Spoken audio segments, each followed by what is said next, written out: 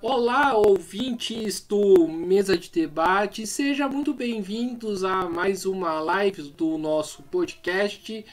Quem está falando aqui é o Guilherme e vamos dar continuidade à programação de hoje, a programação da semana, que está bastante cheia, né? Diga-se de passagem.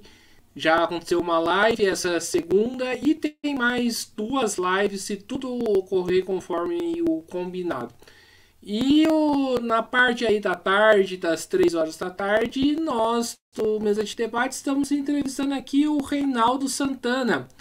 Ele que é petroleiro, faz parte aí do sindicato aí dos petroleiros de São José dos Campos e vamos conversar um pouco aqui como que anda a situação da categoria, né, a Petrobras e tudo mais.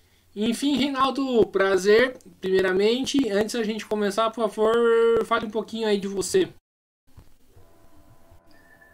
Boa tarde, Guilherme. Um prazer poder estar aqui conversando um pouco com vocês, tanto com você quanto com o público aí que está acompanhando. Eu sou Reinaldo Santana, como você já fez a apresentação inicial, sou petroleiro, sou daqui, trabalhador da Petrobras aqui em São José dos Campos, da refinaria Henrique Lage, a Revap, já há 11 anos. Sou também diretor do Sindicato dos Petroleiros de São José, secretário-geral do Sindicato dos Petroleiros de São José, da FNP, Federação Nacional dos Petroleiros, e também faço parte de um coletivo nacional, que é o Coletivo Petroleiros Socialistas. Tem uma série de bandeiras aí, tanto para a categoria quanto para a defesa da Petrobras, para os brasileiros, para o país, da importância que essa empresa estratégica tem para o nosso país, para a população e para a classe trabalhadora em especial. Maravilha, então vamos já iniciar a nossa entrevista com um acontecimento aí que envolveu a Petrobras, que eu acho que seria importante a gente conversar e tentar explicar o que de fato ocorreu, né? O governo Lula, né, parece que acabou com, né, a questão aí de paridade do preço com o dólar, né, com, a, com, a, com o exterior. Como que você viu essa medida, né, e o que está por trás dessa medida? Bom, Guilherme, primeiro que é isso, né? Acho que é importante até entender o significado do que é o PPI, né? O famigerado PPI, que é o preço de paridade de importação, né? Isso é uma política que foi implementada ainda no governo do Michel Temer, né? Após o impeachment da Dilma, e que visava comparar os preços praticados pela Petrobras, não levando em conta os custos de produção que a gente tem aqui no país, mas se baseando nos custos que seriam necessários para se importar combustíveis aqui para o Brasil, vindo das refinarias dos Estados Unidos ou de qualquer outro país, incluindo inclusive as taxas de exportação. Era uma política que visava fundamentalmente dar segurança para que os importadores pudessem competir até numa condição de certa superioridade em relação à Petrobras. Isso fez com que a gente, nos últimos anos, inclusive, perder esse mercado. A gente aumentou muito, né, as importações de combustíveis, dando essa vantagem competitiva para os importadores. Não à toa, né, algumas associações, inclusive jornais, a gente viu aí gritando com relação ao PPI, né, e a ABCOM, né, Associação Brasileira dos Importadores de Combustíveis, porque fundamentalmente era uma política que os favorecia. Os favorecia e também é inegável falar que favorecia essencialmente os grandes acionistas da Petrobras, né?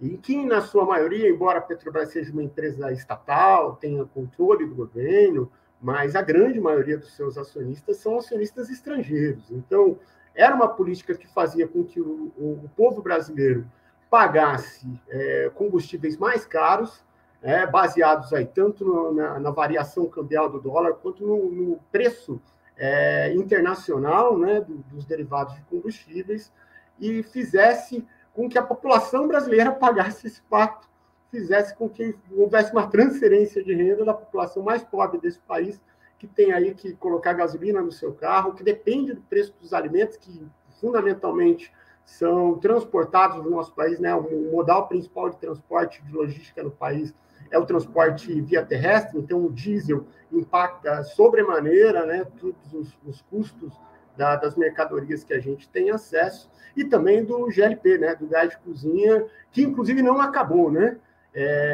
Isso é importante falar. Foi derrubado o PPI, né? Foi anunciado o fim do PPI para o preço da gasolina e do diesel, mas do gás de cozinha, que atende fundamentalmente o conjunto da população, inclusive impacta sobremaneira aí, a população mais pobre desse país, ainda não terminou. Ele ainda continua atrelado a essa política de comparar, né, com os preços internacionais, inclusive com os custos de importação. A gente acha que foi uma medida importante, né? O PPI era uma reivindicação antiga, inclusive dos sindicatos da categoria, do conjunto dos trabalhadores, que a Petrobras realmente cumpre o seu papel de estatal, que é atender os interesses da população, e não atender os interesses de meia dúzia de acionistas, até um pouco mais do que isso, na sua maioria estrangeiros, de essa sanha de ganhar muito dinheiro. Não à toa a gente também viu os resultados astronômicos que a empresa apresentou nesse último período, muito em função desse PPI. Então, a gente acha um avanço, mas é importante pontuar que o que vem no lugar ainda não está muito claro, né? O fim do PPI a gente considera algo positivo, mas é uma medida parcial, né?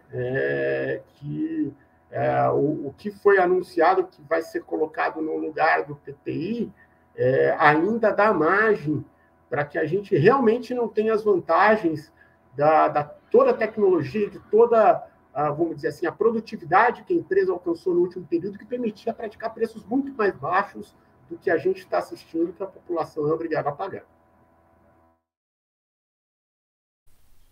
Entendi. E, Reinaldo, então, frente a isso que você está falando, qual que é a expectativa, né, que você tem, né, em relação a esse governo por parte da Petrobras e por parte aí dos trabalhadores da Petrobras?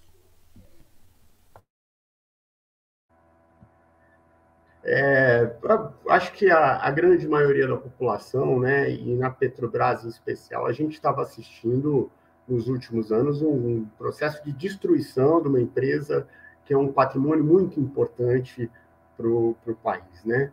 O próprio PPI, para a gente colocar como exemplo, ele foi instituído também em função de uma política da privatização da empresa, né?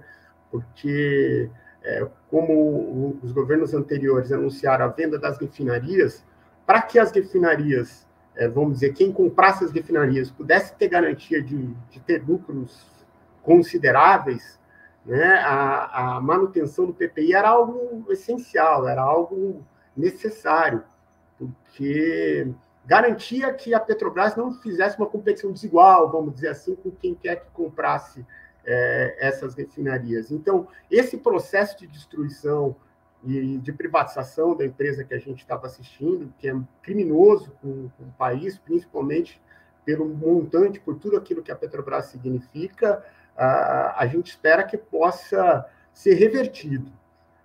Infelizmente, a gente tem que pontuar aqui, estão sendo praticadas algumas medidas muito pontuais. A gente ainda não conseguiu visualizar, nesses meses iniciais desse governo, nenhuma medida no sentido de tentar reverter o estrago que foi feito. E acho que não é só no caso da Petrobras, né, que a gente assiste aí, vários dos ativos que foram privatizados, que são essenciais, por exemplo, vou ficar aqui com um exemplo só das refinarias, né? A gente pode falar, por exemplo, da refinaria da Bahia, por exemplo, que é a RLAM, né, a refinaria Landulfo Alves, agora está controlada aí por um grupo árabe, né, que inclusive teve bastante na mídia no último período, acho que de maneira merecida, por conta de algumas joias que um ex-presidente aí recebeu, né, cerca de 16 milhões em pacotinhos de joias. Essa refinaria, por exemplo, já anunciou que não vai seguir a Petrobras em qualquer virada de política de preços. Inclusive, anunciou que vai entrar preventivamente com uma medida no CAD contra essa medida da Petrobras de desatrelar os seus preços do PPI. Então, a população da Bahia, que é atendida por essa refinaria, não vai ver nenhum tipo de vantagem se ela houver, em relação ao preço dos combustíveis. Se a Petrobras, agora existe a possibilidade, não estou nem dizendo que vai acontecer, mas existe a possibilidade, depois do fim do PTI, reduzir o preço dos combustíveis para atender a população, que é algo que a gente reivindica e acha que é importante, na Bahia a população não vai perceber, porque a refinaria já foi privatizada. Então, a reversão dessa privatização é importante, mas o governo não sinalizou com isso. A mesma coisa, a refinaria do Amazonas, que atende toda a região norte do país, também foi uma refinaria que passou por esse processo de privatização. Então, a região norte do país também não vai ver nenhuma vantagem em uma eventual redução de combustíveis praticada pela Petrobras. É importante que se diga isso. Fora uma série de outras questões, né? A gente pode falar de questões mais gerais, a gente achava que era muito importante que o governo cumprisse vamos dizer, atendesse as expectativas dos trabalhadores, da classe trabalhadora desse país, e pudesse, por exemplo, estar revertendo todo o estrago que foi feito com a reforma trabalhista, que foi implementada nos últimos governos, com o avanço de terceirização, da precarização do trabalho aqui no nosso país, com a reforma da Previdência, que tornou muito difícil, muito mais complicado para qualquer trabalhador pensar em usufruir de alguns anos da sua vida sem trabalhar, poder aproveitar suas vidas aí depois de uma vida dedicada ao trabalho. Nada disso a gente ainda está vendo o governo sinalizar que vai fazer. Pelo contrário, né? O governo está trazendo de medidas até agora, por exemplo, o arcabouço fiscal, que é uma maneira um pouquinho melhorada ou distorcida aí do que seria o teto de gastos.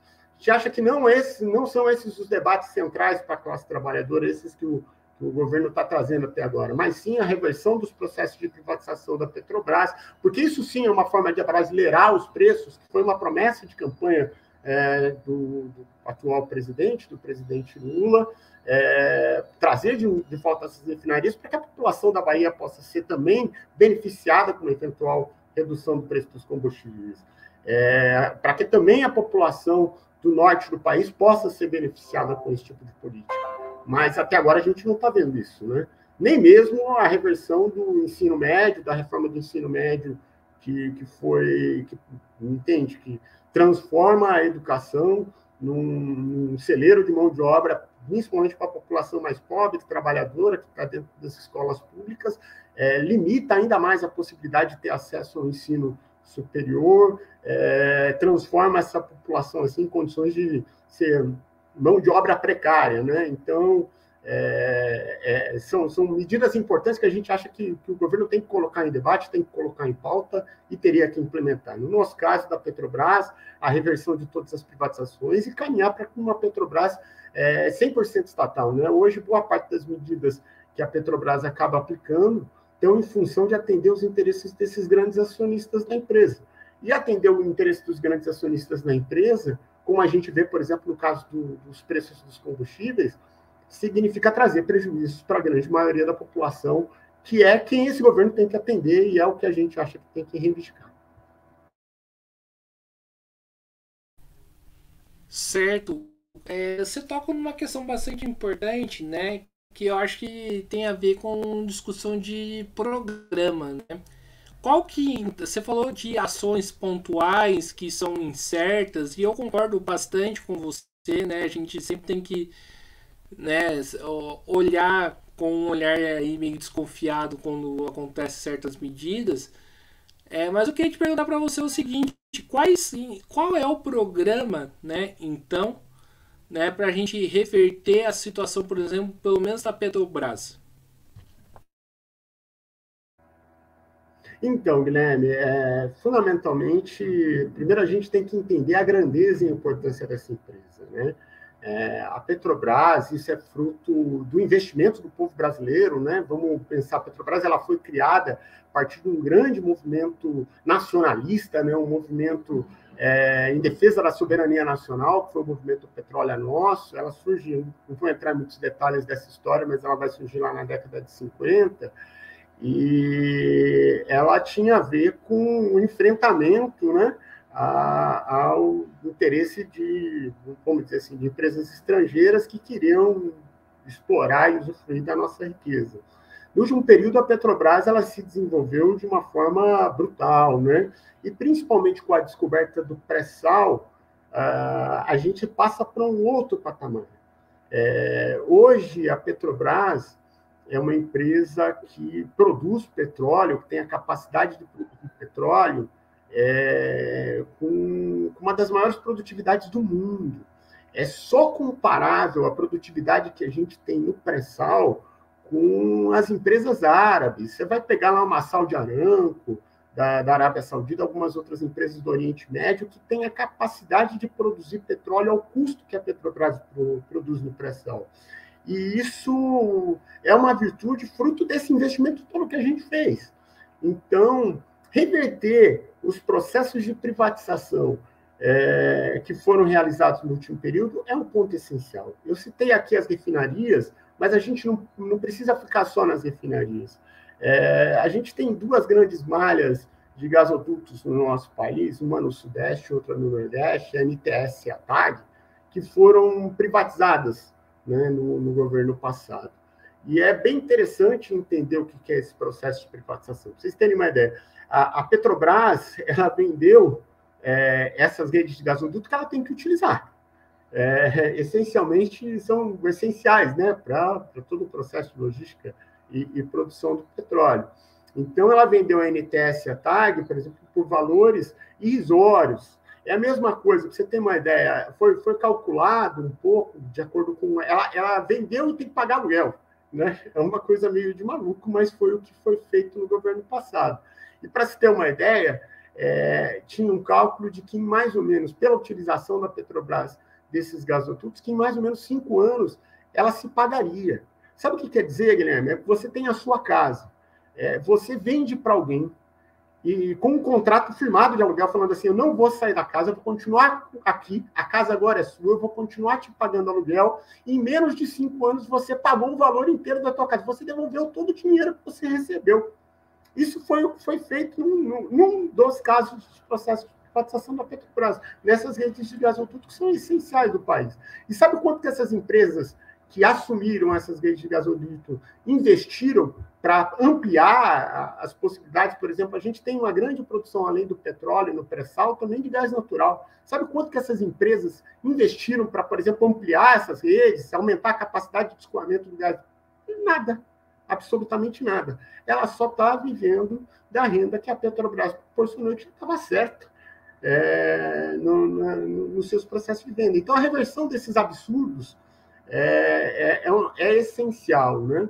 A gente tem que discutir aqui também que hoje tem mais de 30 empresas estrangeiras atuando na exploração de petróleo do país. É uma riqueza que é nossa.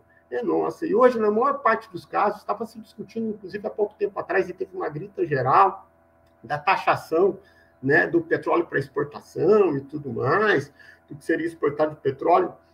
É algo assim que é até pequeno, né? Você tem essas 30 empresas que simplesmente mal pagam seus royalties, pegam esse petróleo, sem devolver absolutamente nada para o país, estão explorando o que é nossa riqueza, o que é nossa virtude, o que a Petrobras investiu para descobrir, elas simplesmente pegam e mandam para fora e recebem seu dinheiro sem que o governo brasileiro veja praticamente nada. São situações muito absurdas que poderiam trazer muitos benefícios para o conjunto da população. Elas poderiam, por exemplo, toda essa riqueza que a gente descobriu com essas descobertas recentes aí do pré-sal, do petróleo, poderia estar sendo reinvestida para a melhoria da vida do conjunto da população brasileira, né? Se não fosse parar nas mãos de bolsos estrangeiros. E é o que a gente está assistindo hoje, né? Então, a reversão desses processos de privatização é algo fundamental para o nosso programa. Fazer com que a Petrobras mude a sua relação, né? Hoje, embora o governo tenha o controle estatal da empresa, ele tem a maioria das ações que dão direito ao voto, as ações para receber os dividendos, né, não são assim. Hoje o governo tem cerca aí de 37% dessas ações. A grande maioria estão sendo negociadas lá na Bolsa de Nova York. Então, não é difícil de se entender, né, que a falta de compromisso dessas pessoas com o país influencia nos rumos e na política que a empresa pratica. Porque a gente passou tanto tempo, de 17 até agora, amarrado com esse preço de paridade de importação? Porque esses acionistas estrangeiros estão um pouco se lixando se a população brasileira hoje está pagando caro na gasolina, no diesel, ou se está deixando de consumir GLP. Eu acho que isso é algo importante.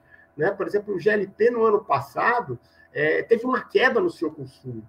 E isso é um indicativo de uma tragédia. Né? Se a gente pensar que as pessoas estão tendo que voltar a cozinhar a lenha com álcool, entende? Submetidas a acidentes, é um retrocesso que a gente está assistindo. Vamos dizer assim, eu costumo dizer que a gente está sendo vítima das nossas virtudes, né? Como a gente descobriu petróleo numa quantidade razoável e com um custo de extração por conta da tecnologia que a gente desenvolveu, que acaba sendo muito rentável, isso poderia, né, significaria a possibilidade da gente trazer mais riquezas para o conjunto da população brasileira, se transforma no contrário, se transforma, por conta da ganância dos capitalistas, que é inerente deles, né, numa forma de fazer com que o acesso a essa riqueza seja ainda mais dificultado em função da sanha de lucro que essas pessoas têm. Então, fundamentalmente, a reversão das privatizações da Petrobras, transformar a empresa numa indutora de crescimento nacional, significa que a empresa hoje tem condição de investir pesadamente em cultura, em lazer, em outras, na educação, na saúde, as riquezas produzidas por essa empresa, né? A Petrobras é um monstro, né? No ano passado, a receita da Petrobras, só para ficar no número aqui, foi em torno de 820 bilhões. Você tem uma ideia do que é isso? 820 bilhões? O governo brasileiro, né, arrecadou, vamos dizer assim, esses 820 bilhões praticamente, se a gente pegar os números de 2022, 70% da arrecadação de todo o governo brasileiro. 70% que o governo arrecada com impostos, com tudo. É a receita da Petrobras no ano passado. É muita riqueza que a gente tem. E é riqueza que poderia estar sendo investido nisso. E também, é claro, para uma transição energética. A gente está discutindo muito mundialmente a da crise climática, e é uma discussão que é justa. Vamos buscar outras matrizes energéticas. Né? A Petrobras, que outra empresa no país teria a condição de financiar isso, se não essa empresa que é a Petrobras, né? que movimenta essa quantidade absurda de dinheiro, de capital. Então, acho que é essencial, são alguns dos pontos aqui que dá para colocar com relação ao programa, para trazer a Petrobras para atender os interesses do conjunto da população e não ficar em função de atender o lucro e a sanha de lucros aí de grandes grupos financeiros, em sua maioria internacionais.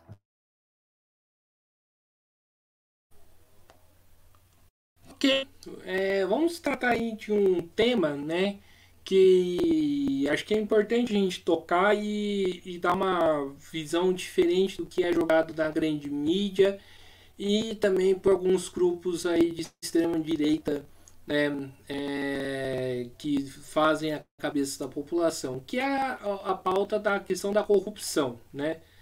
Muito se falou de corrupção da Petrobras, né? Que houve corrupção na Petrobras, mas assim pouco se fala, né, o Reinaldo, do papel do capital privado, né, nessas negociadas de corrupção, né, porque a corrupção só não acontece com o setor, não acontece somente no setor público sozinho, isolado, envolve também o capital privado. Gostaria que você comentasse sobre isso. Não, com certeza, Guilherme, você tem toda a razão. Aliás, por trás de qualquer caso de corrupção, regra geral, você vai ver o dedo de uma grande empresa privada.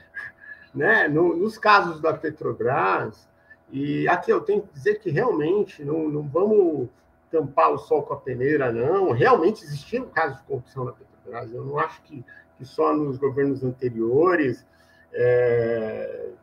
muito se usou dessa discussão como uma forma de atacar a empresa. Eu acho que é até importante falar um pouquinho nisso depois, mas a corrupção é algo inerente, né, do capitalismo, né?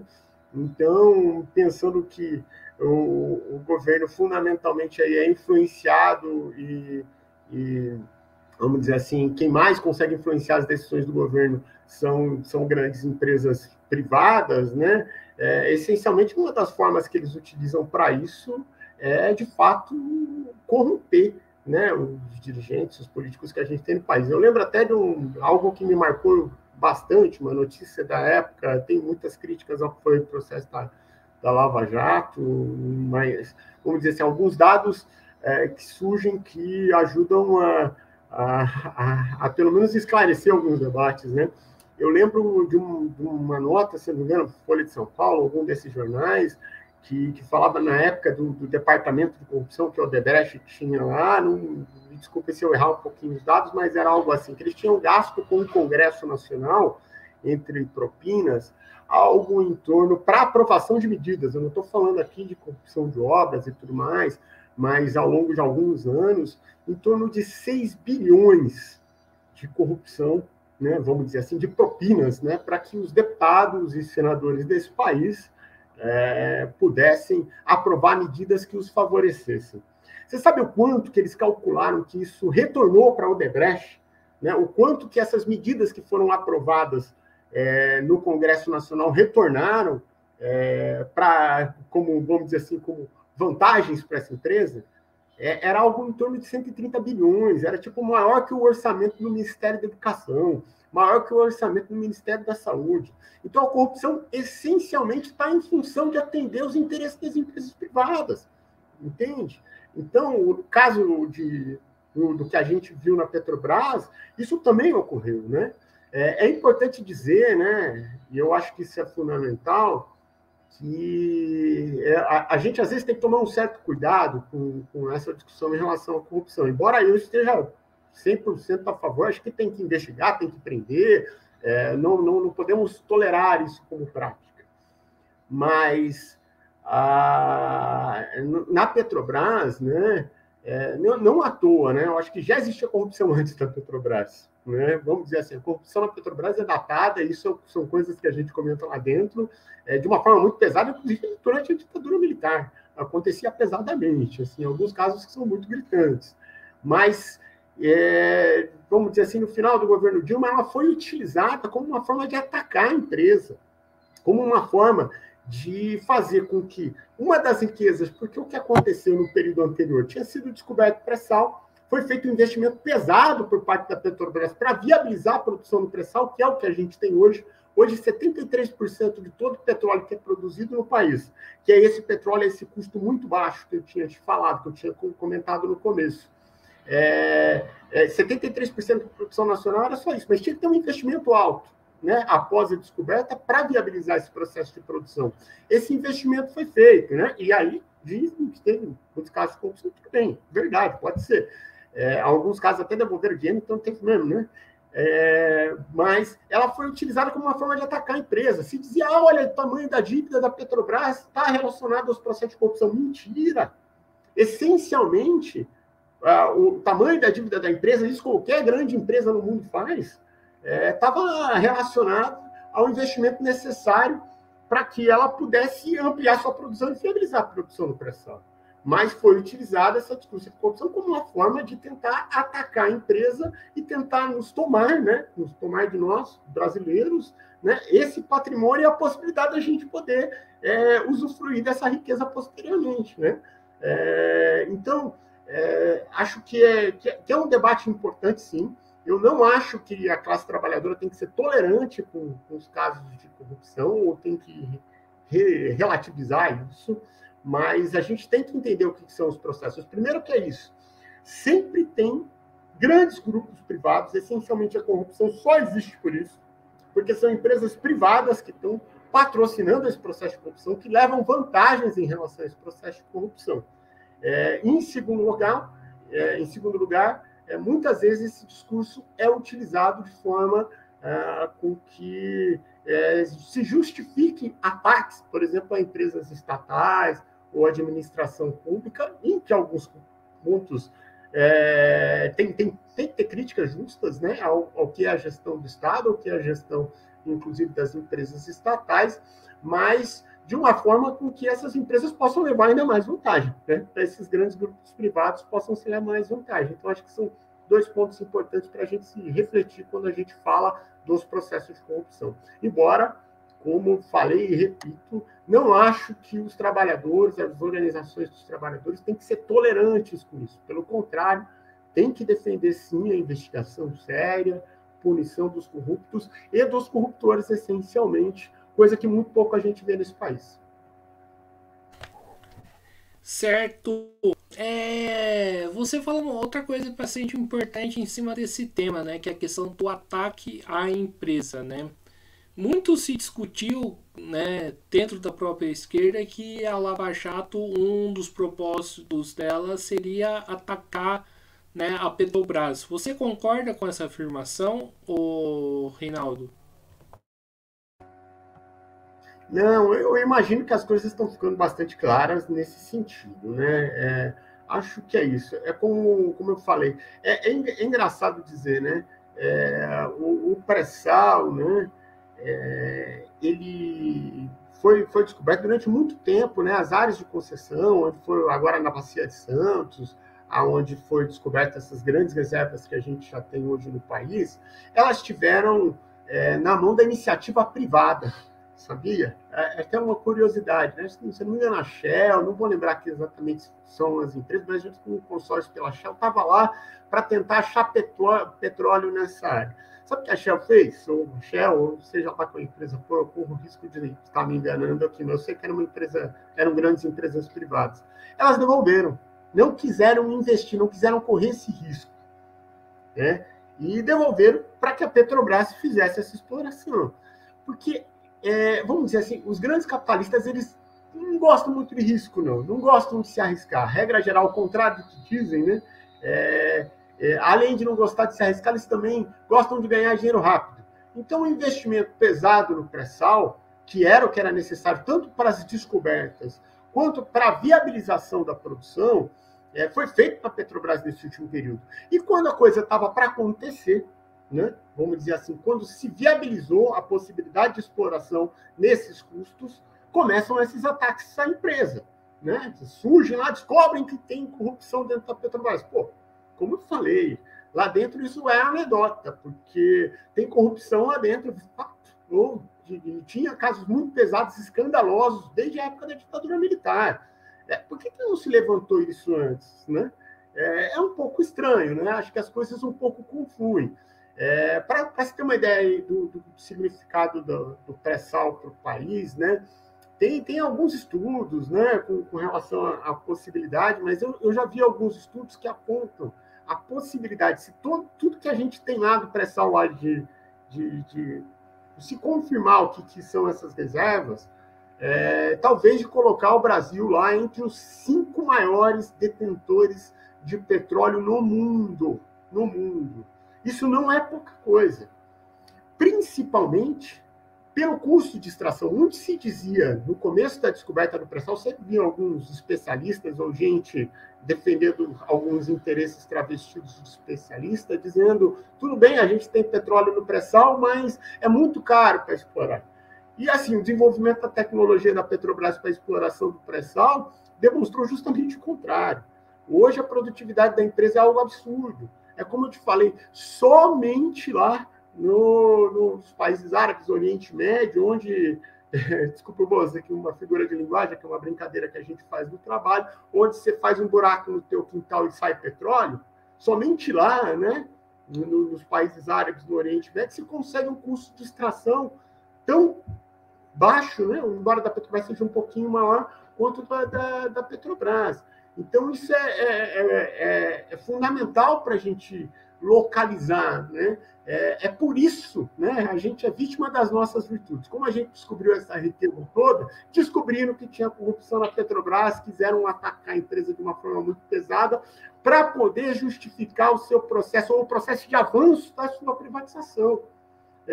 Tirar de nós a possibilidade de usufruir dessa riqueza. De uma empresa que, como eu já falei anteriormente, só no ano passado teve de receita 820 bilhões, que é 70% do que o governo arrecada. De tudo. Com todos os impostos, royalties de petróleo, inclusive, impostos de petroleiros, impostos de todas as outras indústrias, imposto de renda e tudo mais. Então, são grandes interesses estrangeiros que tentaram instrumentalizar estrangeiros e de sócios menores que têm representantes aqui na burguesia nacional, que tentaram instrumentalizar a corrupção para poder viabilizar os processos de privatização. Acho que é um fato isso. Hoje já não se discute isso mais como uma possibilidade, mas como um fato, né? Mas, para nada, como eu já disse, vou negar aqui, tampar o sol com a peneira e dizer que não tem corrupção no Petrobras. Não acho que isso é verdade. Agora, já existia antes. E eu não sei se deixou de existir, aliás, tenho certeza, né, a própria venda da RLAM, né, com os pacotinhos de joias de presentes aí dos fundos árabes, né, a RLAM, que é a refinaria da Bahia, né, refinaria do Fovos, foi vendida por um grupo árabe. Um dos assuntos, por exemplo, foi noticiado recentemente, tratado com o próprio presidente Bolsonaro, numa das viagens que ele tinha feito para esses países, foi a venda da Petrobras, e ele volta dessas viagens com pacotinhos de joias. Né? O presente. Quem é que ganha presentes de 16 milhões de reais absolutamente sem nada a ver com isso? E é importante que se diga, né, que essa refinaria ela tinha sido avaliada pela própria Petrobras pelo dobro do preço que ela foi vendida. Entende? Então, dizer que acabou a corrupção, opa, é estranho, né? É estranho. É algo, no mínimo, para se... Não vou ser categórico aqui, mas no mínimo que merece uma boa investigação. Inclusive a própria FNP, a Federação Nacional dos Petroleiros, da qual eu faço parte, né, o Sindicato dos Petroleiros de São José, que também faz parte, está na justiça, né, tem uma ação na justiça pedindo, né, questionando esse processo de venda, com esses indícios fortes de que algo de errado aconteceu. Né? Mas acho que são fatos, e são poucos aqui. Né? Se a gente pensar todos os processos de venda de ativos da Petrobras, que infelizmente aconteceram de uma forma muito massiva nesse último período, se a gente pensar todos os processos de venda, a gente vai levantar indícios de corrupção. Tem boa parte da direção da empresa que viabilizou essas vendas, né, das direções da empresa que passaram, e aí eu vou citar aqui alguns nomes, por exemplo, o senhor Roberto Castelo Branco, hoje é dirigente de uma empresa petroleira que comprou ativos da Petrobras lá no nordeste do país. Outros dirigentes da Petrobras, boa parte deles estão trabalhando em outras, saíram da Petrobras e foram trabalhar nessas empresas privadas que compraram ativos da Petrobras.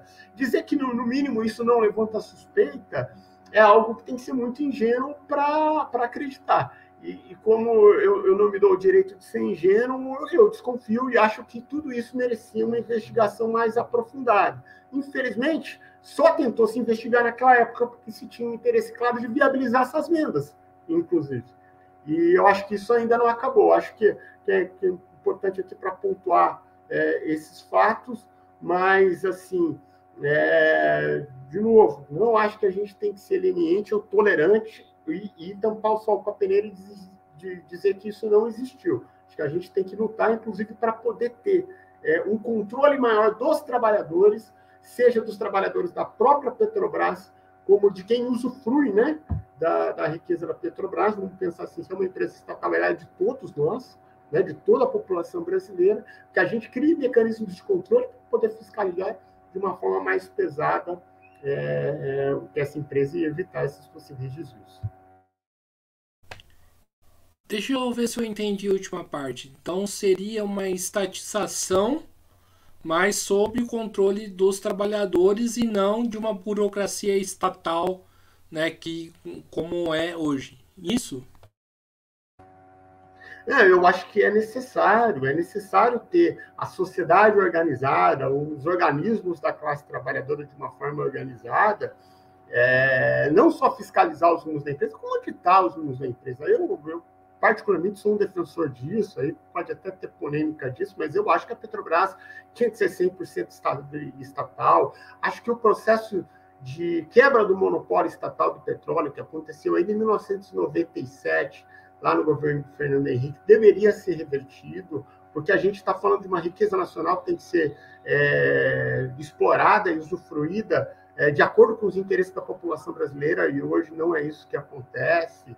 Então, eu acho que teria que ser isso, tem que ter, tem que ser gerida de alguma forma, né?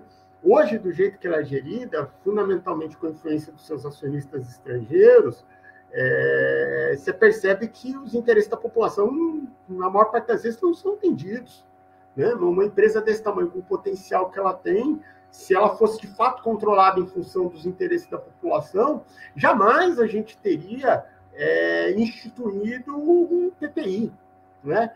Muito se diz, por exemplo, que a gente tem e é fato, né? A gente tem, vamos dizer assim, um déficit, né, na possibilidade, embora a gente seja autossuficiente na produção de petróleo, né? A gente produz mais do que o país consome, né, mais do que o país tem necessidade, a gente tem ainda um déficit no parque de refino do país.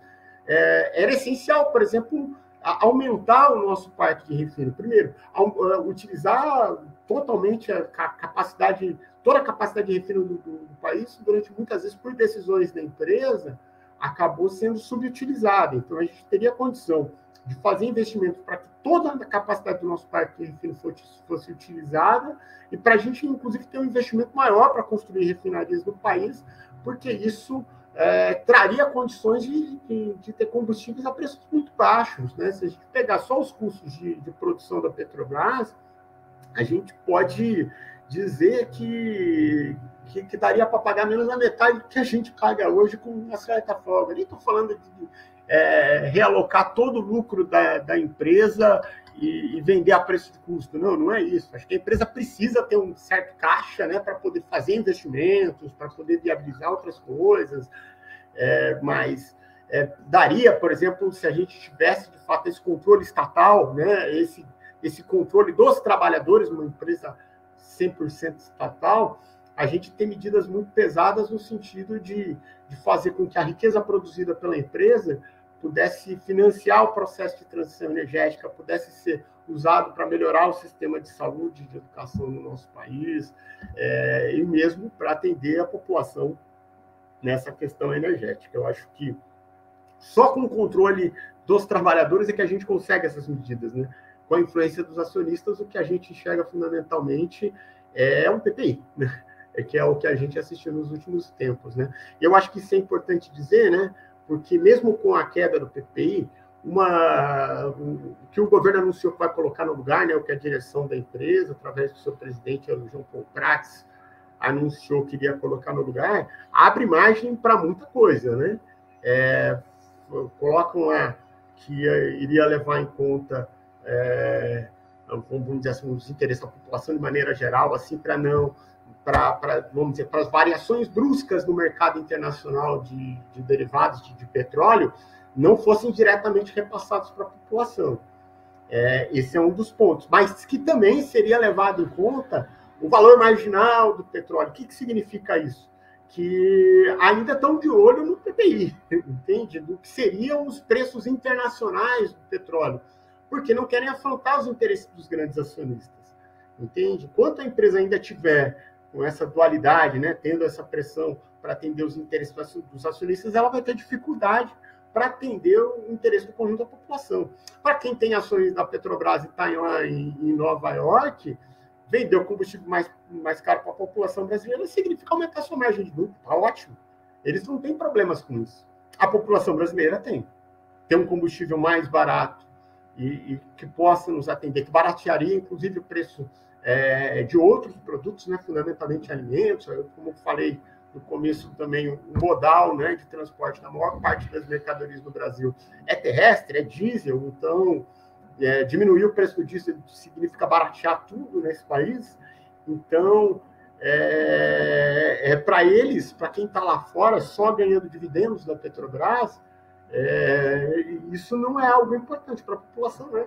Então, é isso que a gente tem que pensar, né? Eu defendo uma Petrobras que, de fato seja controlada, seja 100% estatal e controlada pelos trabalhadores. Não só pelos trabalhadores da empresa, né? Tem organizações dos trabalhadores da empresa que influenciam nas decisões da empresa, mas também para que quem usufrui disso, né? Para quem consome os combustíveis, para o conjunto da população também possa ter influência, da classe trabalhadora possa ter influência nas decisões fundamentais que a empresa vai tomar, seja com relação a investimento, seja com relação a definição de preços, seja para qualquer outra coisa que seja significativa e importante nos rumos que a empresa pode tomar.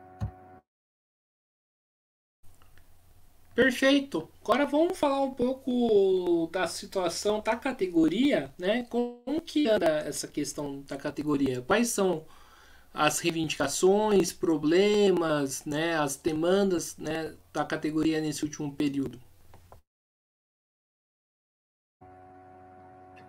Falar um pouco aqui para os meus colegas de trabalho aí, então. Eu tenho uma série de reivindicações, né? No último período, a gente sofreu com a perda de diversos direitos, né? Então, e tem que ser justo aqui para dizer que, pelo menos desde 2015, a gente vem sofrendo grandes retrocessos no conjunto dos direitos que os petroleiros conseguiram conquistar com muita luta nesse país. A gente tem visto avançar de uma forma absurda o processo de terceirização, e aí, nesse sentido, a reforma trabalhista facilitou esse caminho. Então, são várias coisas que a gente questiona. O nosso fundo de pensão, né, que é a garantia de ter os aposentados da Petrobras, que muitas vezes saem doentes dessa empresa, né, possam ter uma vida digna na sua velhice, né, também vem sendo muito atacado, os aposentados vêm passando por seguidos equacionamentos, e aí tem a ver, inclusive tem discussões com relação à corrupção que aconteceram nesses fundos de pensão e tudo mais, mas que quem está pagando o pato, quem está pagando o prejuízo, fundamentalmente são os trabalhadores.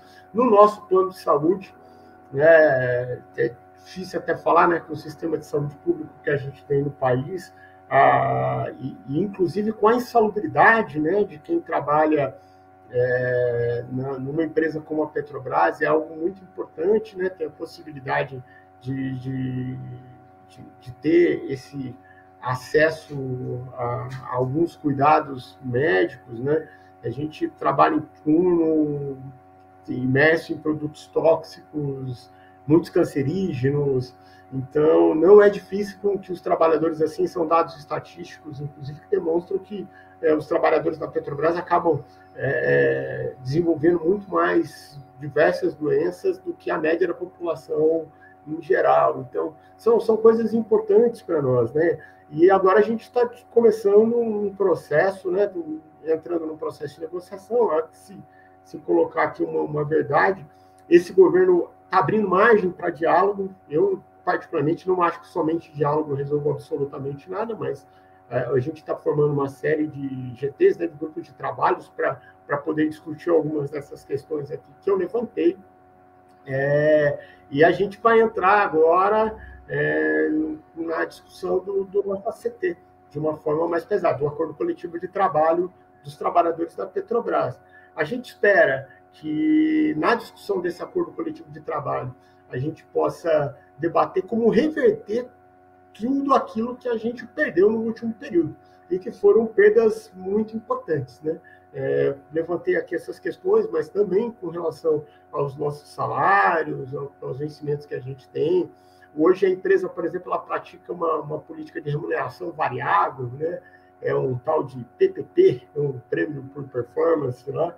E que, na prática, faz com que os grandes dirigentes da empresa, vamos dizer assim, quem patrocinou os processos de privatização, né, os presidentes possam ganhar até 13 vezes o próprio salário deles, que não é algo pequeno, né? Enquanto os trabalhadores que estão ali na base do processo produtivo, que são aqueles que verdadeiramente geram a riqueza, não chegam nem perto disso, não ganham um décimo, um vinteavos do que a grande diretoria, a maior parte dos cargos de gestão da empresa estão então recebem, né, por essa política de remuneração variável. Então, é uma das coisas que a gente também quer debater, né, que a gente possa recompor um pouco de tudo aquilo que a gente perdeu nesses últimos anos, e acho que essa discussão do acordo coletivo de trabalho vai ser essencial para isso. Mas uma coisa que acho que a gente deixa muito clara para a categoria, embora a gente consiga, nesse último período, ter mais diálogo com a direção da empresa, como em qualquer outra categoria no mundo, né, quando a gente está falando de trabalhadores, o que realmente determina se a gente tem ou não alguma conquista é o grau da nossa luta, da nossa organização e a disposição daquilo que a gente demonstra, né? Os grandes acionistas da Petrobras, por exemplo, desses que estão recebendo dinheiro lá em Nova York, o que vai ser fundamental para eles abrirem mão um pouquinho, que seja um pedacinho pequeno desse lucro aí que eles recebem, vai ser se eles sentirem que os trabalhadores têm capacidade de se organizar, se mobilizar, partir para uma greve, algo assim. Eu acho que esse é o recado essencial que a gente está passando para a categoria agora, inclusive preparando aí a nossa campanha salarial. E é lógico que a nossa campanha salarial, né, a discussão a gente nunca se separa, né, porque na Petrobras, essencialmente, a gente não pode fazer essa separação de que a defesa dos nossos direitos imediatos, quando a gente está falando de salário, plano de saúde, fundo de pensão, elas não estão separadas do caráter da empresa, né? A defesa de uma empresa 100% estatal, a defesa da Petrobras como um patrimônio do povo brasileiro é parte das nossas discussões. Então, essencialmente, a gente não me lembro de nenhuma mobilização, nenhuma luta importante da categoria por salário, por PLR, que também não debata os preços dos combustíveis, que também não debata o caráter estatal da empresa, que também não seja uma luta contra a privatização e a entrega do patrimônio do povo brasileiro. É uma categoria que tem muita facilidade de discutir isso. Nosso patrão, de certa forma, é o governo, então outros debates sobre os ataques mais gerais do governo também estão nas nossas pautas, e eu acho que são essenciais para compor esse conjunto todo que dão caldo para grandes lutas que os petroleiros já protagonizaram no país.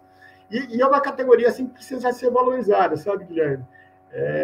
Pegando alguns dados aí, acho que em relação, acho que eu não vou lembrar aqui de cabeça, mas em 2021, acho que em 2022 cresceu bastante, mas tem um instituto que até trabalha assessorando os sindicatos, a Federação Nacional dos Petroleiros, que ela fez um cálculo lá de quanto, em média, né, em média, o quanto que cada trabalhador da Petrobras produz, adiciona de riqueza. Aí tem que descontar todos os custos. É só o que o nosso trabalho adiciona mais de riqueza. O trabalho de um trabalhador por um ano era algo em torno de 2.600.000. 2.600.000 é o meu trabalho adicionado, entende? O que eu adiciono de riqueza na média, né, de todos os trabalhadores na minha jornada de trabalho mensal. Você pode ter certeza que eu ganho muito longe disso. Eu e a grande maioria dos trabalhadores da empresa. Então, nada mais justo que essa categoria também possa ser valorizada, né, para continuar desenvolvendo essa empresa que é esse patrimônio do país, para continuar dando a possibilidade dessa empresa ser cada vez maior e poder trazer mais possibilidades, né, de desenvolvimento para o nosso país. Mandar aqui um abraço para Larissa Comodaro, né? Militante aqui do PSTU de São José, se eu não me engano é sobrinha, né, do Reinaldo. Inclusive, só um pequeno comentário, o próprio jeito que a Lari fala e algumas coisas que você, do jeito que você fala, você percebe que é idêntico um ao outro, né? Achei isso bastante interessante, bastante legal, né? Mas vamos aqui para a última pergunta, né, do nosso bate-papo, né? A gente está quase acabando, daqui a pouquinho tem mais outra live. Em relação à questão da conjuntura nacional, toda vez que eu entrevisto alguém de sindicato, eu pergunto também sobre a conjuntura, né? Como que você está vendo aí a atual conjuntura política do país, Reinaldo?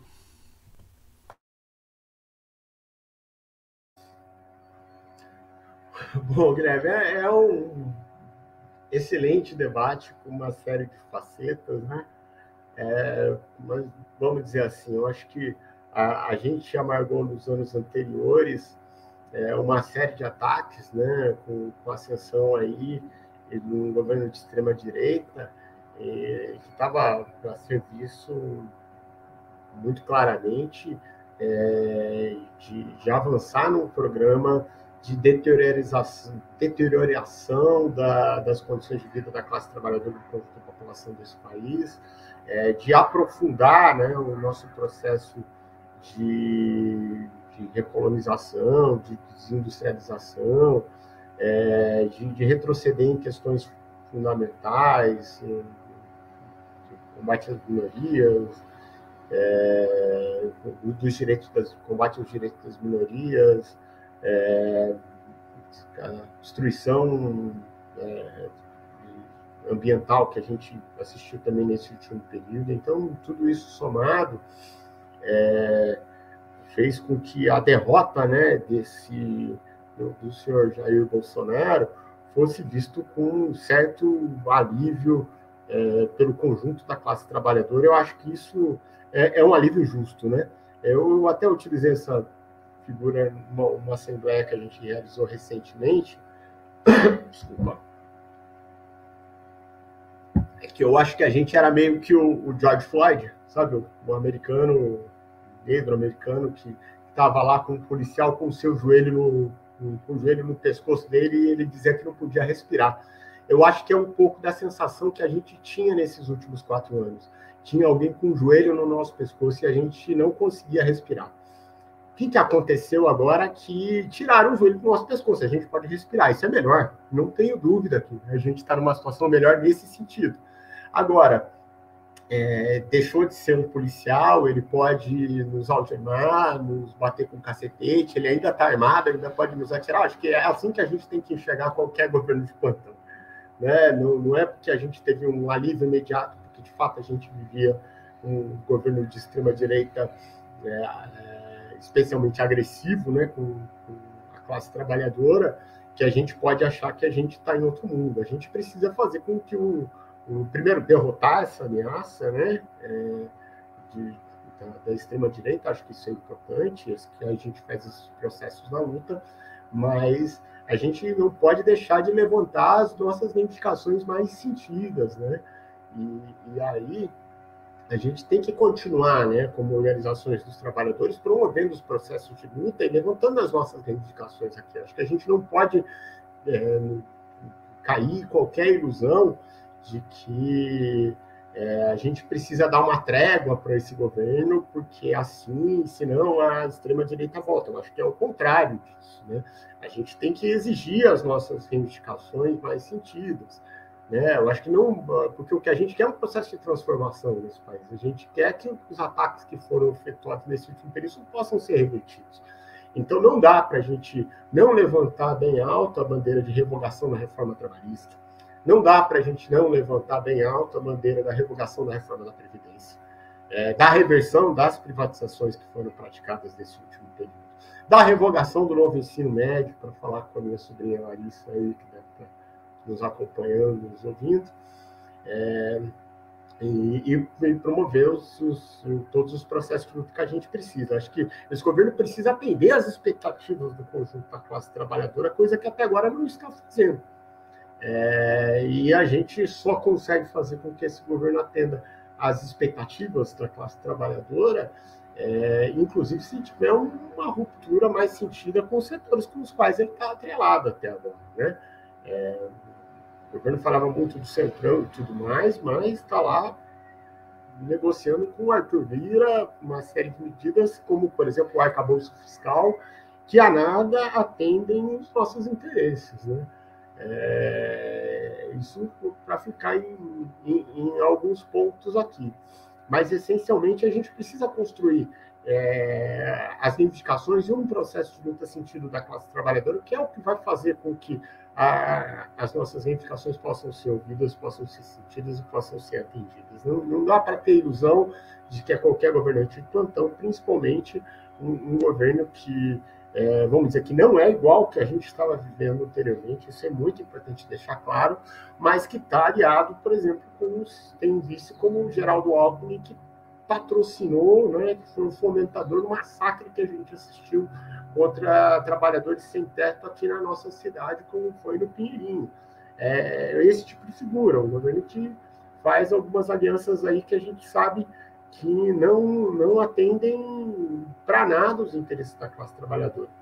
Então, que não mudou fundamentalmente e não está propondo mudar absolutamente nada na política econômica, que determina os rumos do que a gente vai ter, por exemplo, para investir em educação, saúde, naquilo que é mais sentido pela população.